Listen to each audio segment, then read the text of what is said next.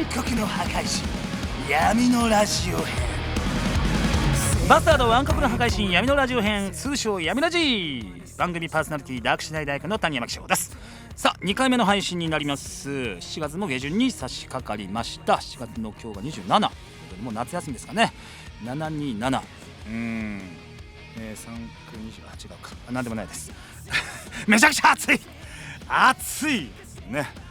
まあ皆さん本当まあ暑い言ったってね、暑さが、どうにかなるわけじゃないんだけども、とりあえず言わずには折れないという、夏本格的に到来というような、そういった趣があります。本当にご自愛いただきたいなと思うんですけれども、さあ、この番組はね、アニメバスタード暗黒の破壊神の魅力を伝え、全ラジオ界の支配者になるための番組。これ毎回言わなきゃいけないんだよね。なれようバスタードファンの皆さんと一緒に盛り上げていきたいと思います。リスナーのあなたにもメールや SNS を通じて参加していただきたいと思います。ツイッターの方はすべて小文字でハッシュタグバスタード_ラジオをつけてつぶやいてください。みんなで一緒に伝説作っていきましょう。今年は各地でお祭りやイベントが開催されてたり、久々にね、2年ぶり3年ぶり2年ぶりになるのかな。2019年が最後だったから3年ぶりか。そうだよね。2022年今年はいろいろ、まあなんかあれですか、お祭り花火大会とかもやんのかな。沖縄とかやってる、東京とかもやってくれるとね、僕ある一部分だと自宅から見れる場所があるんだよな。あの地域のやってほしいんだけどね、思いますけれども、夏真っ盛りね、頑張っていきたいと思います。さあ先週に引き続きゲストのあの方が、来てくださってますので、この後すぐご登場いただけるかなと思います。アニメを見てからラジオを聞くもよし、ラジオを聞いてからアニメを見るもよし、それぞれのスタイルでお楽しみください。それでは始めよう。メイス。この番組は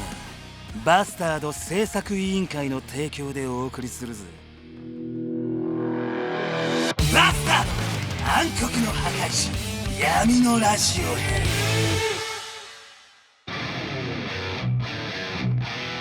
ここからはゲストと一緒にお送りしていきます。早速ゲストをお呼びしましょう。前回に引き続きこの方です。はい、ピアノと横役楠木智里です。こんにちは、よろしくお願いいたします。はい、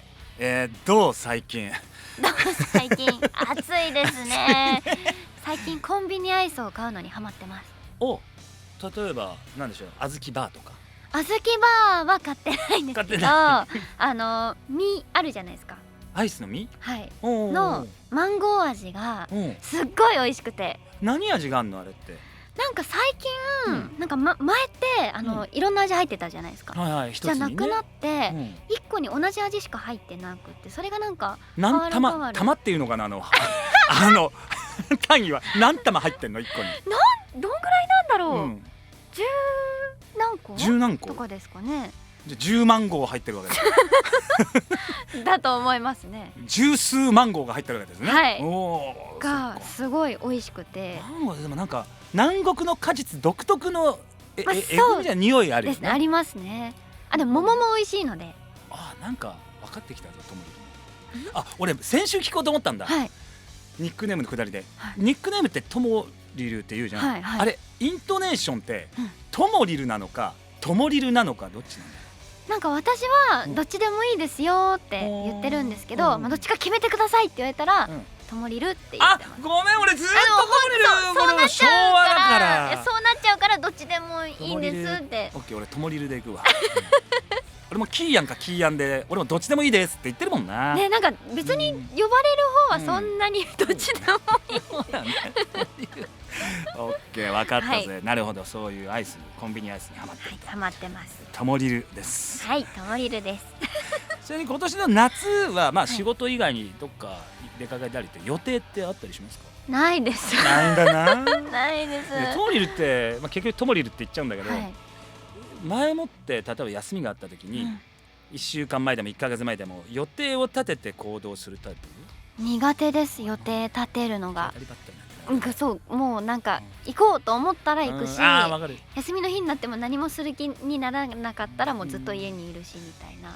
何型？A 型です。そう。A 型なんですけど、予定立てるのは苦手ですね、結構。まあお互いね、素敵な夏になれば何のトークなんだこれは。素敵な夏にしましょう。しましょう。さあこの番組はバスタード暗黒の破壊神の情報番組です。前回作品概要や僕たちが演じるキャラクターの役どころについていろいろトークしましたが、今週はネットフリックスで絶賛放送中の第1話から第13話までの見どころなどについてトークしていきたいと思います。はい、印象に残ってるシーンとか、見どころの多い、バスタード、でございます。どうですまず俺は印象危な紙で手切ると本当に痛いよね。ギリセーフギリセーフ。薄皮1枚だ。薄皮1枚。もうヒヤッとする本当ヒヤッとする紙ってすごい怖い。よかった。さあ、僕はまずでもそうですね13話の中で、オープニングエンディング特に僕オープニングのあれコールドレインかっこいいなと思うな。なんかちょっとたまに岸尾さんの声に似てますよね。僕最初に本当思ったサビに入る時の、そう声質っていうか声がすごくなんかダークシュナイダーっぽいなっていうかねがね僕は思ってましたね。それもで映像もすごい迫力あって綺麗ですし、エンディングもヒロインたちの肉体美というかそうだねがすごい綺麗で、もうアニメーターさんのなんだろうもう腕の見せ所というか、ね、最近配信だとエンディングやっぱ飛ばしちゃう方が多いじゃないですか。しかもさネットフリックス自体がこっちがなんだろう制御しないと勝手に飛ばされてる仕様みたいに なってんじゃん。ですよけど、あのエンディングは飛ばせなくしてますね、完全に、見たくなっちゃうエンディングになってますね。で第1話でやっぱダークシュナイダー初登場は、ね陽子さんのきっかけが必要でしたから、アクセプトね、接吻と書いてアクセプトと読ませるみたいな。すごいです。あれオーディションにもありました。でもアクセプトってやったの。でもその時は少年っぽかったんでしょ。でもなんかこういうちょっとこうなんかドキドキしちゃうシーンはちょっと女性らしくみたいなのはやってました。でも確かにもうちょっと少年っぽかったとは思いますね。で第4話ね伝説の、第4話2つあるんだ。俺は特番の時に一番なんだろうお色気シーン限定で、印象に残ったそういう色っぽいシーンはどこですかって言われた時に僕は第4話のシーラ姫が、何も知らない無垢なシーラがダークシュナイダーの毒を吸い出すシーン、しかもこれはもうわざとだけど、カメラワークだとかパッドとかでおいそれちゃんと気づく違うとこなんじゃねえのみたいなこのダブルミーニング的なね、ともり黙っちゃったけどという僕はもう本当にこれはと思ったもんです。で同じ4話に伝説のスライムシーン、これ改めてやっぱ陽子さんの中の人に聞いてみたいと思う。これはもともとそういう言われてたっていうのはご存知でした？なんかいや私は存じ上げてはいなくって、でオーディション受ける時も、やっぱりその自分が受けるところは一通りこう軽くは読んでたんですけど、時間もそんななかったので、そんななんかこう結構パーって読んじゃってたので、このシーンがあることに気づいていなかったです正直やっぱなんかみんな当時を知ってる人たちからすると、あれの映像化に期待される方はいっぱいだと思うんですよね。反応は見ててやっぱ多かったですね、あのシーンが。陽子さんがそうだよね、つながれて、体の自由が取れないままに、もうまずそのシチュエーションがやっぱこうちょっとエロいんだよね少年心が少年青年中年のね脳みそってずっとやっぱ支配されてるエロスっていう中に美少女が動けないのにあんなことされちゃってるっていうシチュエーションの最たるもんでしょ。でスライムにこう溶かされていくっていうのは実体験であるわけないじゃないですか。そうですね。その時中の人ともりるは何を思いながら、モダイル演技を捨てたのかでもこういう機会でもないと聞けませんから、もうちょっと突っ込んで気象さんがこっちを見てくれなくなっちゃったテレビじゃ見たらそれこそハラスメントになっちゃうからどうなのって答えられる範囲でっていうね。演技の時は、なんかその、お色気シーンではありつつ、抵抗しているっていうところで、なんかあんまりエロすぎると、逆に魅力がそがれちゃうかなって思ってたので、そう聞こえないんじゃないかっていう、混乱が欲しいのではないかと思っていたので、そっちに振ってました。ありがとうございました。なんかすいませんでしたあとはねどうでしょう、印象っていうとやっぱあれですね、陽子さんにダークシュナイダー的にはこうやっぱりレンレンっていう最大のライバルがいますから、陽子さんレンレン、そうルーシェ君ラブなんで、そう陽子さんはどんなにダークシュナイダーの姿になっててもルーシェって言い続けるんですよね。そうだからちょっとずつなんか気にしてる風な思わせぶりっていうんじゃないけど、ダークシュナイダーが徐々に気になるみたいな、なんであんな男がいいんだろうってちょっと異性として気にし始めてくれてるみたいなのは、僕的にはなんかこうなんだろう、もっと見てよ陽子さんって俺だっていいとこあんだよみたいな、それを感じますね。すごい、ダッシュの可愛いところがめちゃくちゃ出ていて、最初にだから本当ワンクールとか13話まではなんかその派手なバトルの一方で実は対陽子さんとしてダークシュナイダーとして実はちょっとあるっていうのがあります。このギャップ萌えがいいんですよね。こうなんかもう何でもかんでもわーって感じと思いきや、でも陽子さんにはどうしても頭も上がらなければつい気になってしまい、手が届かないようなみたいなとこが好きです。ありがとうございます。はい、あとあれだよね、多分14話以降またどうなるか、まあそれから先どうなるか分かんないけど、陽子さんがまだこうバトルにまだって言ってるのかな、なんていうのかな、やっぱ男の人たちがこうなんだ俺は何が言いたいんだ、バトル最初はがある時は結構蚊帳の外になっちゃってる、基本ヒロイン前と主人公の名前を呼ぶヒロインですよね。ちょっとつまんないでしょそんなことないんですよ。それが結構そのルーシェの言い方とかが、あとその女性キャラクターが出てきた時のルーシェって言い方が、私どうしてもなんかこう自分的には愛情だって思ってやってるんですけど、なんかその恋してて嫉妬してるように聞こえちゃうから、そうじゃなくてっていうディレクションをすごいいただいた記憶がありますね。そう、これは恋じゃなくってっていう嫉妬でもなくって、心配であったりとか不安であったりっていう方を出してほしいんですよねっていうのをやっぱ意識しててもどうしてもなんかヒロインっぽくやろうって思うと、やっぱそっちの嫉妬が出がちだったので、それをこうどうにかこう消してってやるのが大変でした、私は。ありがとうございます。見どころたくさんの、現13話まで配信中でございますけど、ここで改めて放送情報です。現在ネットフリックスにて第1話から第13話好評配信中で、第14話から第24話までは9月15日より全世界配信予定でございます。でこの番組、ラジオ闇ラジの次回は9月から配信予定の第14話以降の見どころについてトークしたいと思います。お楽しみに。バスタード暗黒の破壊神闇のラジオ編。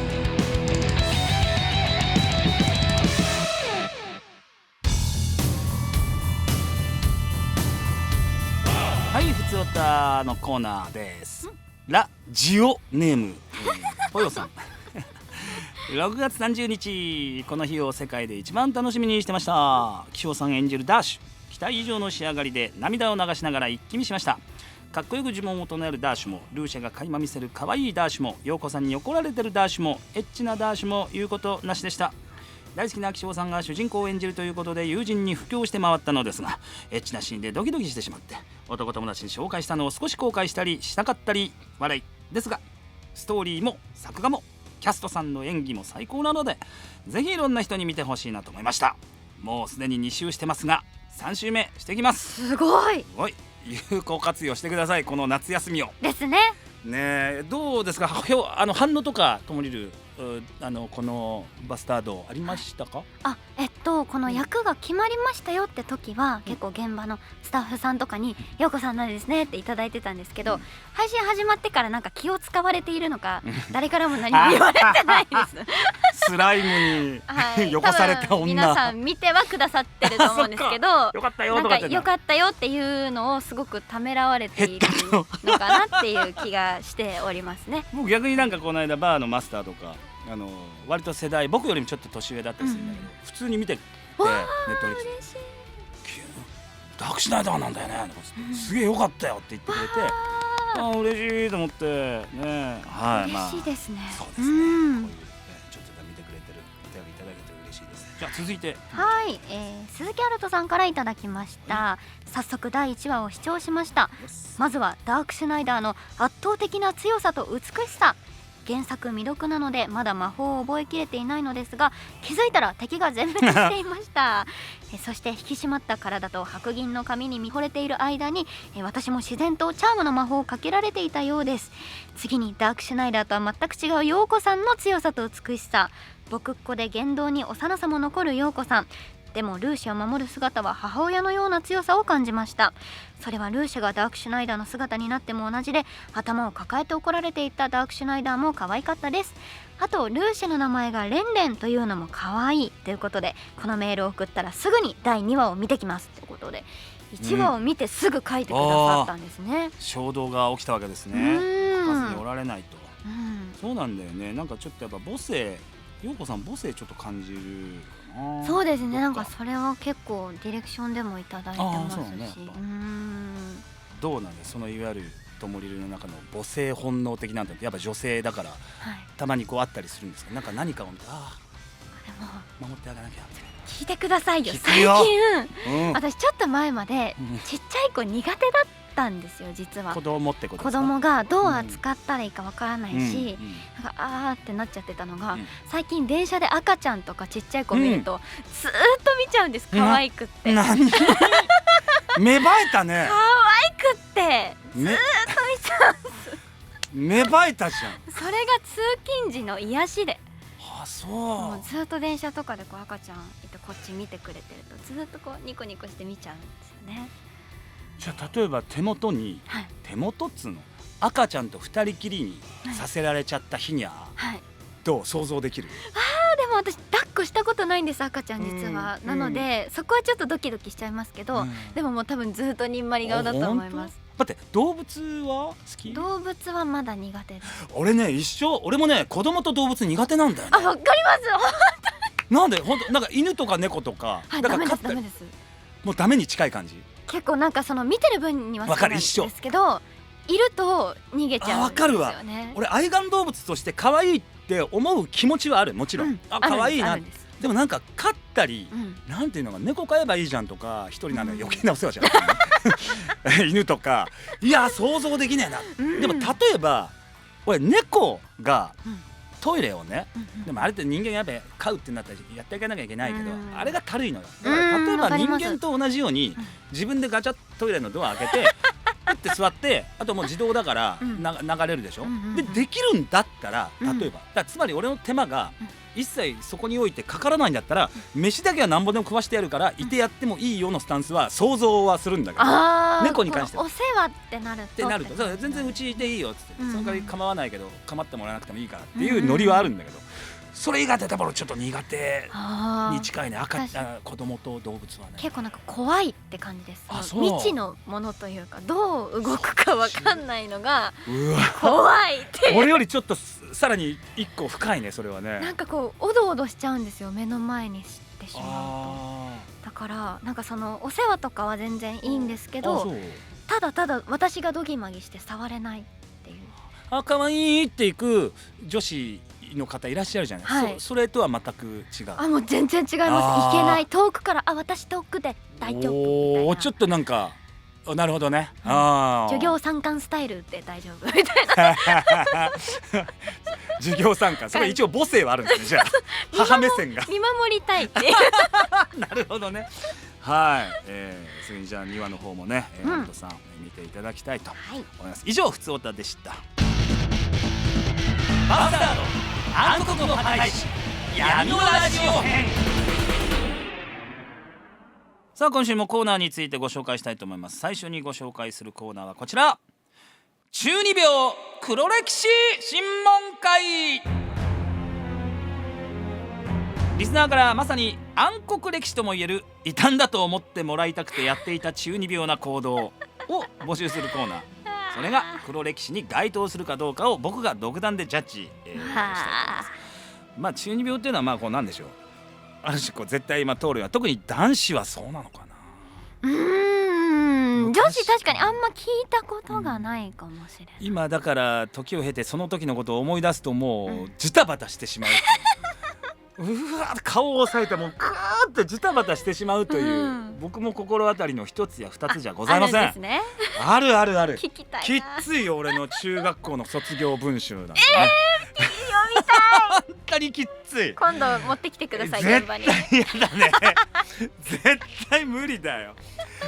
本当にうわいやまあそんな中で、まあ、この「バスタード」というはい作品もですね、まあ別に前向きな意味で中二病全開って部分があって、そうですね。やはりまあ大体そういうとこがあると、ね、少なからずでこの作品からいろいろ影響を受けたっていう人も、少なくはないであろうということでございます。そんな中、まあ、いくつか例を用意してるんですね、スタッフがね。こういう、まあ、ジャッジしていきたいと。例えば、ダークシュナイダーに憧れて運動場に魔法陣を描いてモータ・ルシーを唱えていた。これはもう本格的だな。運動場でねってなっちゃいますねまあ切ってますねこれもね。ダークシュナイダーだけがラーズの言葉が分かるのと同じようにうさぎ小屋のうさぎと会話をしているふりをしていた。これもまあもうもうちゃんと中二病ですね、うんちゃんと可愛らしいと思いますよこれは。これは可愛らしいと思う。まあごめんやけど痛いよね。バレないようにやってね、うん対外的にはバレないようにもう自分の中でだけはやった方がいいですよ。さらにもう一丁、セクシーに見られたくて目が合った人全員にウインクをした。いやこれは大したもんだよ。これは大した玉ですよ。素晴らしきですよこれは。いい自意識だよね、うんすげえじゃんみたいな、陽キャじゃんもうむしろっていうねえ別に悪い気もしないですしね。ねえそんなにやられてもね。あと何でしょうね、小さな少女、このくらいの人形大の少女をカバンに入れてる体で投稿するとかね。ちょっと喋っちゃう。もうだから話しかけて言ってんだ、授業中だろ、変な目で見られてんじゃないか、言えねえよ、好きとか言ってよねな、たかしくん言ってよ、私のこと好きってって言う。ここも授業中学校だろ、みんな見てんじゃん、ね、好きだよみたいな。きっつみたいな。この例に書いてある3つよりきついですね。あとなんだろう、もうあとふとしたことで第二の人格が現れるとかね。自分のもう一急つのに口調と一人称が変わるみたいな。へっへっへみたいな、それがダッシュみたいな。あ、そうそう、ルーシュ、普段ルーシュなのにダークシュナイダーがたまにちょっと芽現れる。生えちゃうみたいな。体育の時だけ。時だけとか。俺様うわーみたいな。中二病ですよこれが。いいですねやばい、そういうやつ、はいそういうやつをですね、送ってきていただいて、今思い返すと恥ずかしい、そんな中二病エピソードを送ってきてください。まあないと思うけど、ともりる中二病的な思い当たる節はなさそうだ、まあでもね。いやありますよ。やべえに気つけてたりとか。どんなん。でも中学生の時に、うん今と同じようなボブカットではあったんですけど、うん、姫カットがありました。そこに何姫カットって。こう頬骨あたりの短い毛というか、お姫様みたいな毛もあって、それがなんでかっていうと、うんちょっと別作品になっちゃいますけど、はいの好きなキャラクターがうん、そういうカットをしていいいじゃんいてい、じゃん、うんそれに憧れてしてて、みんなからやめた方がいいよって言われてました。だって考えてみてください。姫カットの女が生徒会長してるんですよ。いや最高じゃないですか。最高だよ。姫会長じゃないですか、もう完全に。っていうのはありましたね。今思い返すといちょっとやーありが最とうございま。悪ですすね。身を切っていただいて。もう一つのコーナー、紹介しましょう。はいオリジナル呪文芸賞。はい、これはね、リスナーが考えたオリジナル呪文詠唱を送ってもらうコーナーでございます。どんな時に呪文を唱えたくなるか、呪文とそのシチュエーションですかね、シーン考えて送ってきてください。まあ呪文スペルというか呪文詠唱がね、このバスタードの中にはいっぱいありますから、はい例えば遅刻しそうな時、うん時止まれよみたいな、時の精霊よ、我が思いに応え時の縛りを断ち切れ、ダッシュテイクみたいな。まあこれはいいですよね。気づいちゃいました。ダッシュの声で言えばそれっぽい。ぽくなるっていうぽい。ね、時止まれよダッシュで行くっていうのをちょっとなんかそれっぽく言うと、文節を勝手に作って、切ってそれっぽく言うとそれっぽく聞こえるというね、いいですね。カタカナにすればっていうね、はいちなみにこれ台本通りいきますよ。楠木さんは遅刻したことありますか？遅刻ですか？ありあまするな仕事は俺もついこの間入り時間思いっきり1時間間違えちゃって別作品だったんですけどアニメでしかもスタジオはバスタードと同じスタジオだったんですよ。はいはいはい別作品うわ1時間間違えちゃいましたね。あれがね14時15分入りだと思ってたのが本当は13時15分入りだった遅い方だったんだ。でその日の仕事始めがそれだ13時15分入りのだったんでそれまで自宅にいたんですよ。で1時間前ぐらいにまあタクシー呼んで適当に出ればいいかと僕本当はものすごく臆病なので、早めに着いちゃうんですよ。で1時間前には家を出るっていうそしたら絶対遅れないっていうのがあったんで、でそうすると時計見たら13時15分でしょ、じゃあそろそろ出るかなと思ってもっぺん LINE を読み返したら入り時間があれ超えてるみたいな、速攻もう事務所でごめん伝えといてみたいなダッシュで行くダッシュで行くですね。もう本当運転手さんにお願いしますみたいなもう俺の知る限りのこの、高速使ってそっからどの信号曲がってっつって、で結局着いたのが14時前ぐらいだった。で14時過ぎの人たちの班と一緒に撮ってうわもうごめんとか言いながらでその時にやっぱ遅刻の理由を考えるんですけどね親父狩りにやってましたって言いましたごめんなさいっつってなんてこった絡まれてました襲われてた。お前ちょっと飛んでみろって言われてましたみたいな嘘つけっつって笑っていただけたんでよかったんだあ、よかったです。だってそれでともりるが遅刻した時なんか言い訳とかあんまりもう私はすっごい正直にすいません時間間違えてましたっていうタイプですね。でも全く同じの1時間間違えたのをゲーム収録でやっちゃって1個が長いやつだったの1個4時間ぐらいだったのでちょっと3時間でっていうのがあってで次の時にプラスみたいなあった気がしますね。まあ一人仕事まだなんとかねまだよくはないんですけどよくないけどねヒヤッとするよね。はいもう切って今どこですかっていう連絡が来た時のっていう俺本当遅刻トークなので若い時の方がもっとなんだろう遅刻しててさ本当もうろくなもんじゃないんだけどよくしてたつ本当寝起きで遅刻を確信みたいなのあるじゃん。一回タバコ一回吸っちゃうんだよね。ってどうしようもうそう急げないもんさあどうしたもんかなって一回余裕でこうタバコ一回落ち着こうっていうやばいなみたいな、ありましたそういうこともねさあ今後皆さんも遅刻しそうになったらこのスペルを、呪文を唱えていただけたらなと、思います。はい、こんな風にあなたが考えた、呪文そしてそのシチュエーション、みたいなものを送ってきてください。以上コーナー紹介でした。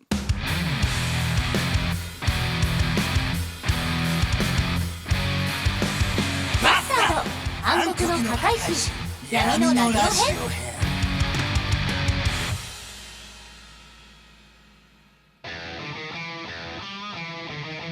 ここでお知らせです。まずは配信情報です。アニメバスタード暗黒の破壊神は現在ネットフリックスにて第1話から第13話が好評配信中です。第14話から第24話は9月15日より全世界配信予定です。ぜひご覧ください。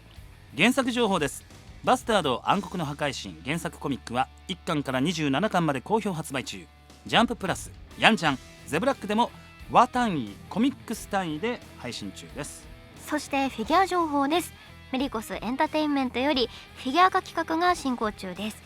ダークシュナイダー、ネイ、ヨーコ他フィギュアの発売が決定。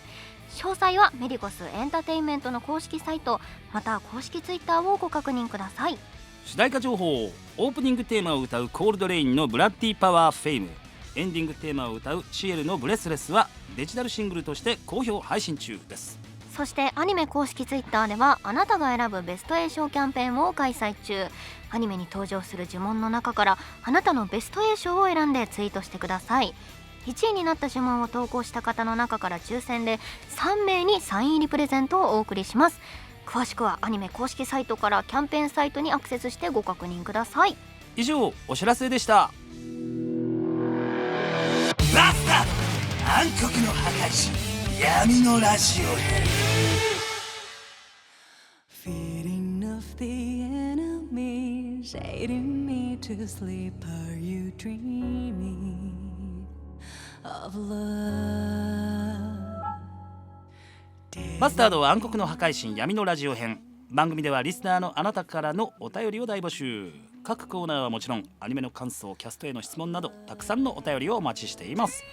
アニメ公式サイトのラジオページにあるお便りフォームからぜひ送ってくださいね。さて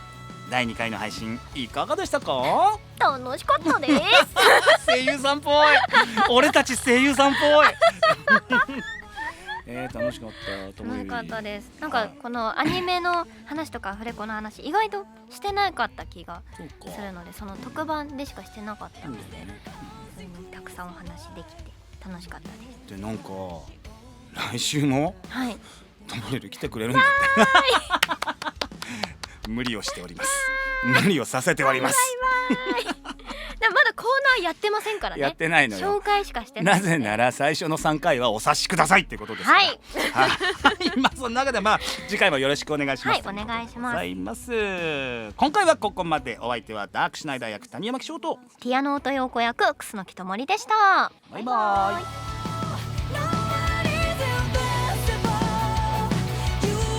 この番組はバスタード制作委員会の提供でお送りしたぞ。